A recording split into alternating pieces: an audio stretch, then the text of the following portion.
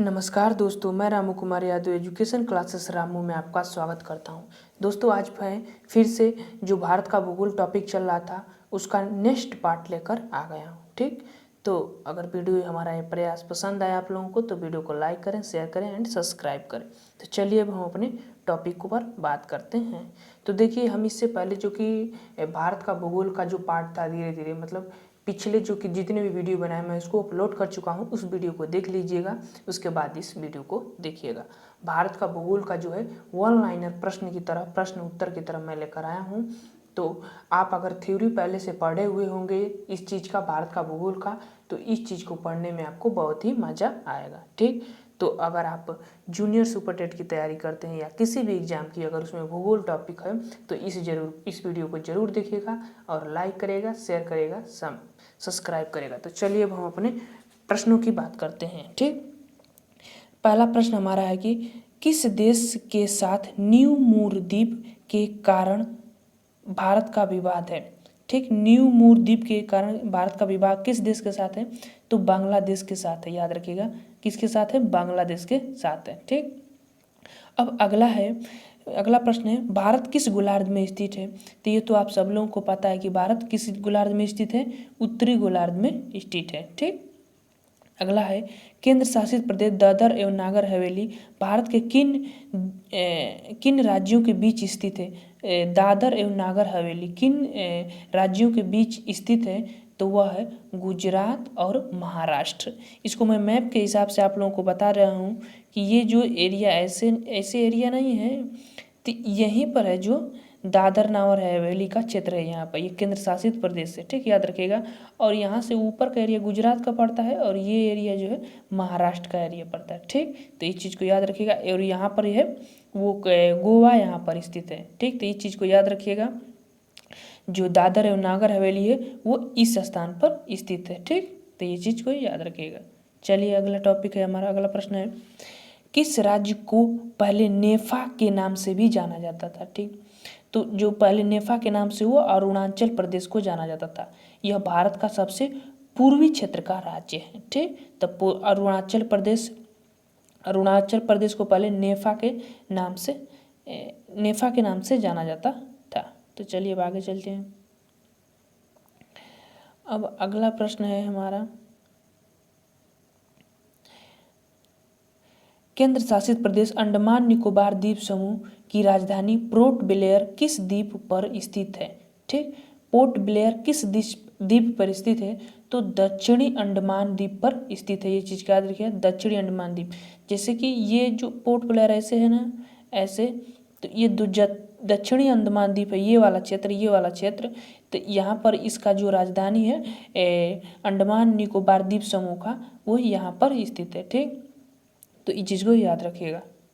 चलिए अगला प्रश्न क्या है, उत्तर भारत में उप हिमालय क्षेत्र के सहारे फैले समतल मैदान क्या कहलाते हैं, भावर का क्षेत्र कहलाता है। क्या क्षेत्र कहलाता है, भावर का क्षेत्र कहलाता है। ठीक, जो उप हिमालय होते हैं, जैसे कि हिमालय का ऊपरी हिस्सा ऐसे है, हमारा हिमालय का हिस्सा है, और ऊपरी के क्षेत्र का जब ये थोड़ा सा हिस्सा जब आप नीचे आएंगे ना, तो उसको भावर का क्षेत्र बोला जाता है।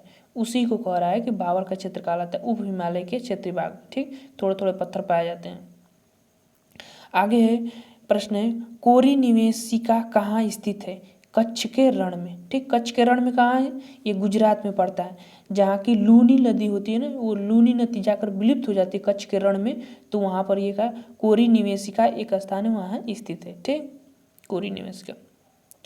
भारत का कौन सा राज्य तीन और बांग्ला से घिरा हुआ है। भारत का कौन सा राज्य तीन और बांग्लादेश से घिरा हुआ है, त्रिपुरा। ठीक, इसको मैं मैप से आप लोगों को बता देता हूँ, ये चीज़ मैप से समझने में बहुत आसान रहेगा।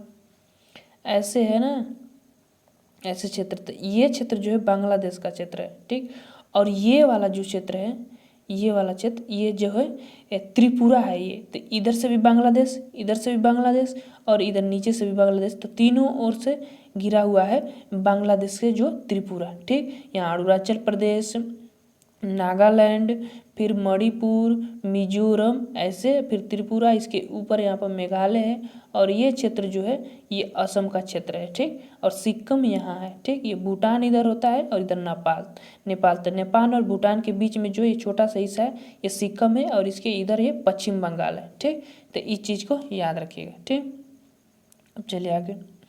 अगला प्रश्न क्या है, अगला को नीचे है। चलिए अगला प्रश्न है,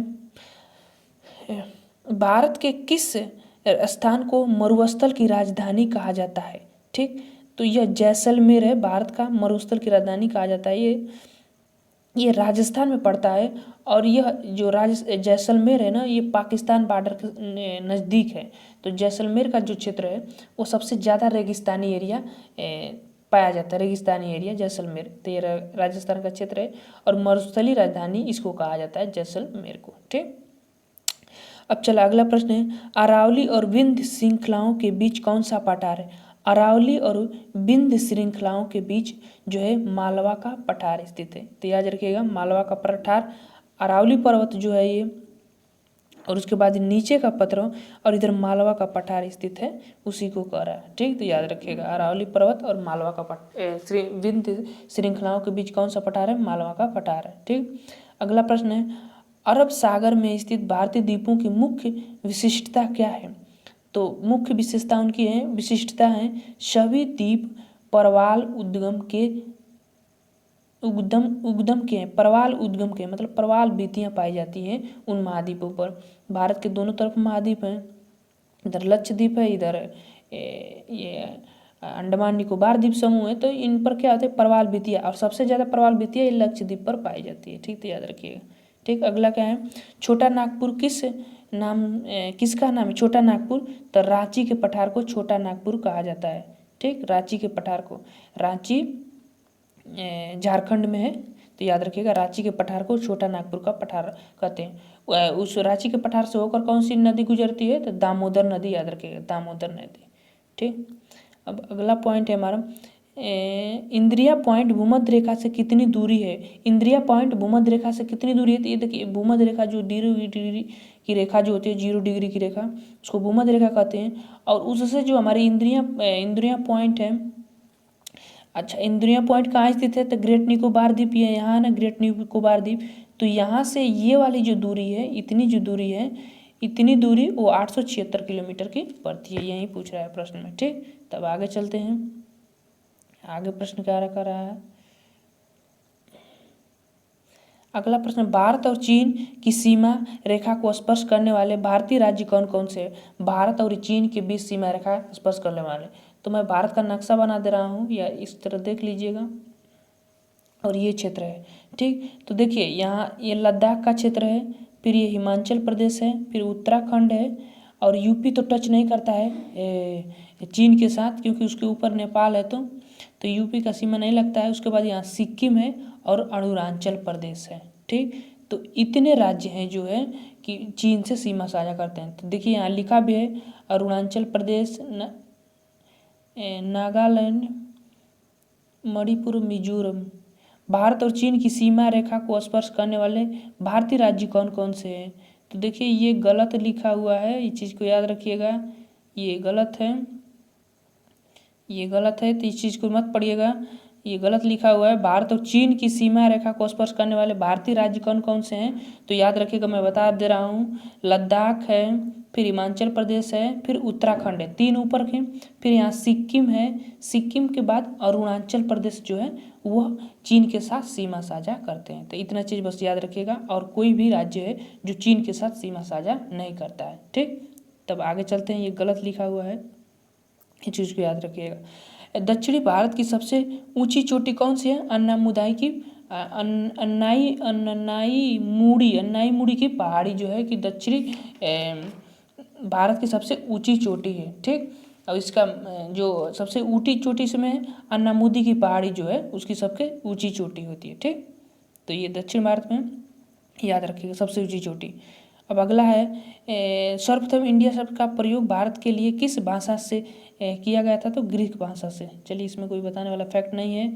अब अगला प्रश्न है, प्राचीन भारतीय भौगोलिक मान्यता के अनुसार भारत किस द्वीप का अंग है तो जम्मू द्वीप का अंग है जो भारत प्राचीन भौगोलिक स्थिति से अगर देखा जाए तो ये भूगोल का बहुत ही प्राचीन शब्द है। तो याद रखिएगा, जब आप भूगोल का इतिहास पढ़ेंगे ना तब उसमें ये आता है जम्मू द्वीप के अनुसार द्वीप के अंग है भारत। ठीक, अब आगे चलिए, आगे है हमारा भारत मानक समय कितने डिग्री देशांतर पर स्थित है? तो 82.5 डिग्री, ये 36 दिया है, ये गलत है।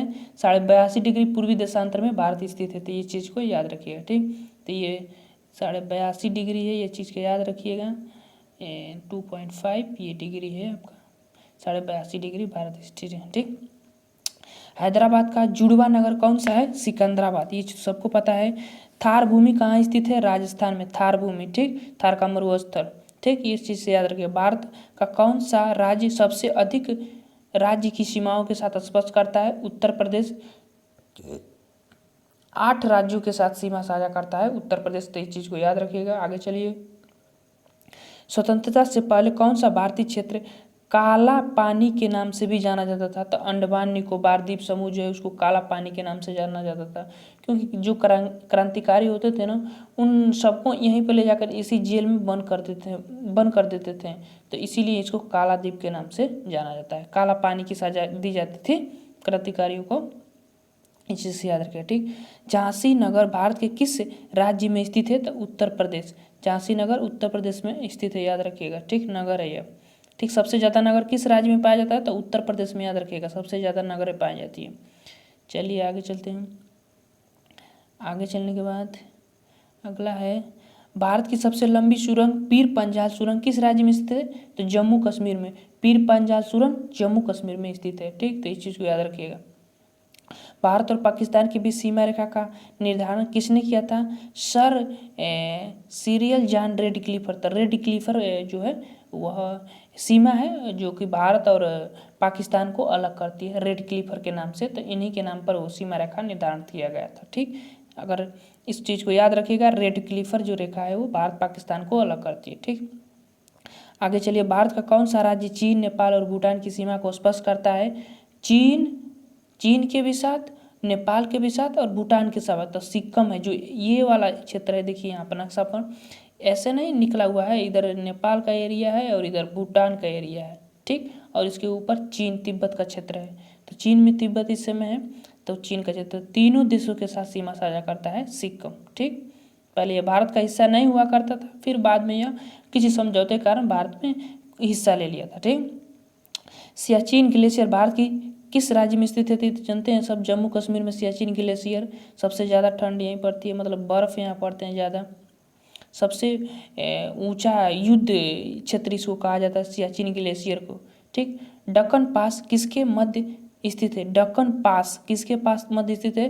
तो दक्षिणी अंडमान और लिटिल अंडमान के बीच में। ठीक, ये दक्षिणी अंडमान है ना, और इसके बीच में जो लिटिल अंडमान है उसी के बीच में ये है जो है दक्कन पास स्थित है। ठीक, इस चीज़ को याद रखिएगा। अब चलिए आगे चलते हैं। आगे है हमारा अब लास्ट सेशन, लास्ट है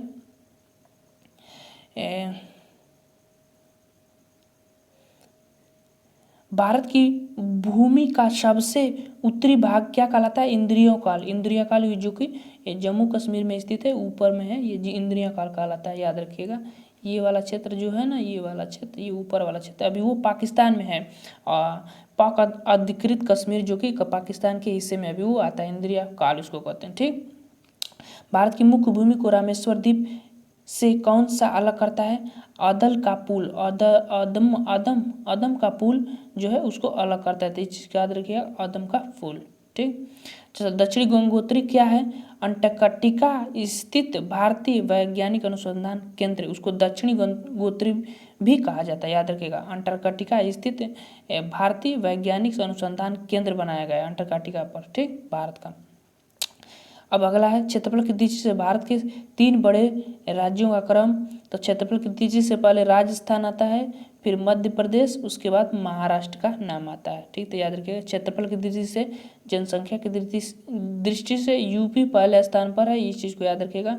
दूसरे स्थान पर आता है पश्चिम बंगाल का नाम आता है। ठीक, तो आगे चलिए, अगला है सतपुड़ा की पहाड़ी किस राज्य में स्थित है? तो मध्य प्रदेश में। ठीक, सतपुड़ा की पहाड़ी मध्य प्रदेश में स्थित है। इसमें दो नदियाँ बहती हैं, एक नर्मदा नदी और एक ताप्ती नदी। इनके बीच में एक पहाड़ी क्षेत्र है, उसे रिफ्र की घाटी भी कहा जाता है। ठीक, तो इस चीज़ को याद रखिएगा। अब इसके साथ हमारा लगता है कि ख़त्म हो गया। अब ये वीडियो कैसा लगा? अगर वीडियो पसंद आए तो चैनल को लाइक करिएगा, शेयर करिएगा, सब्सक्राइब करिएगा।